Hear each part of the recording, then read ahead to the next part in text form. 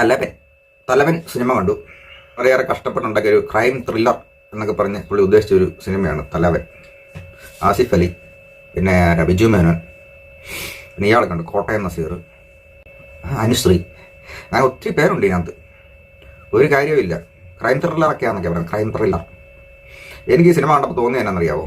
Cinema എന്തായാലും ഉണ്ടാക്കി തുടങ്ങി, കഥയൊക്കെ റെഡിയാണ്, സംഭവം തിരക്കഥ എഴുതി ഷൂട്ടും തുടങ്ങി, ഉണ്ടാക്കി തുടങ്ങിപ്പോയി. അതുകൊണ്ട് ഇത് എങ്ങനെയാലും ഒന്ന് തീർത്ത് ഒരു 2-2.5 മണിക്കൂർ ആൾക്കാരെ എഴുതി കാണിച്ച് കിട്ടുന്ന ആട്ടം ഉള്ളതും കൊണ്ട് മുന്നോട്ട് പോകാന്നുള്ള രീതിയിലൊക്കെ എങ്ങനെയൊക്കെ ഉണ്ടാക്കി തീർത്ത ഒരു സിനിമയാണിത്. ഡയറക്ഷൻ എന്ന് പറഞ്ഞു കഴിഞ്ഞാൽ ഇമാതിരി മോശം ഡയറക്ഷൻ, തിരക്കഥ കൊള്ളത്തേ ഇല്ല. ക്യാമറ,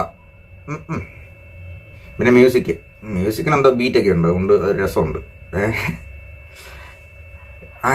ആരുടെ ഒരു കൊലപാതകമായിട്ട് ബന്ധപ്പെട്ട് ഇങ്ങനെ മുമ്പോട്ട് പോകുന്ന സിനിമയാണ്. ഏറ്റവും അവസാനം ഈ സിനിമ എങ്ങനെയാണ് പോകുന്നതെന്ന് അത് ഉണ്ടാക്കിയവർക്ക് അറിയത്തില്ല, കാണുന്ന നമുക്കും അറിയത്തില്ല. ഇവരെന്നാ ഉദ്ദേശിക്കുന്നതെന്ന് ഇവർക്ക് മാത്രമേ അറിയത്തുള്ളൂ. യാതൊരു ഇമ്പാക്റ്റും ഇല്ലാത്ത, ഒരു വിധത്തിലും ആൾക്കാരുമായിട്ട് കണക്ട് ആക്കാൻ പറ്റാത്ത ഈ സിനിമ പറയുന്ന വലിയൊരു കാര്യമുണ്ട്, ഒരു അന്വേഷണം. അതിൻ്റെ ഒരു ഫീല് ഒറ്റ മനുഷ്യന് കിട്ടത്തില്ല. അങ്ങനത്തെ ഒരു സിനിമയാണിത്. ഇതിനകത്തുണ്ടല്ലോ നമ്മുടെ കോട്ടയം നസീറിൻ്റെ ക്യാരക്ടറിന് എല്ലാവരോടും ഭയങ്കര ദേഷ്യം പോലെ, പുള്ളി ഭയങ്കര ദേഷ്യപ്പെടുന്നു എന്നുള്ള രീതിയാണ്. പുള്ളി എന്തിനാ ഇങ്ങനെ ദേഷ്യപ്പെടുന്നതെന്ന് ആർക്കും അറിയത്തില്ല.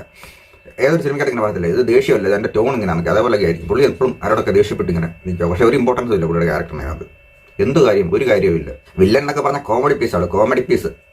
മകൻ മരിച്ചതിന് പ്രതികാരം ചെയ്യാൻ വേണ്ടിയാണ് ചെയ്യുന്നത്. എന്നിട്ടും അവസാനം എന്നിട്ട് ഇയാളെ കണ്ടുപിടിച്ചിട്ട് ഇയാളുടെ മകൻ്റെ ഫോട്ടോയൊക്കെ വെച്ച്, ഭാര്യയൊക്കെ വെച്ച് ഇയാൾ വെച്ചിരിക്കുന്ന ഒരു റൂമുണ്ട്, ഫോട്ടോ വെച്ചിരിക്കുന്നു. ഫോട്ടോ കേട്ടോ, അവരെയല്ല.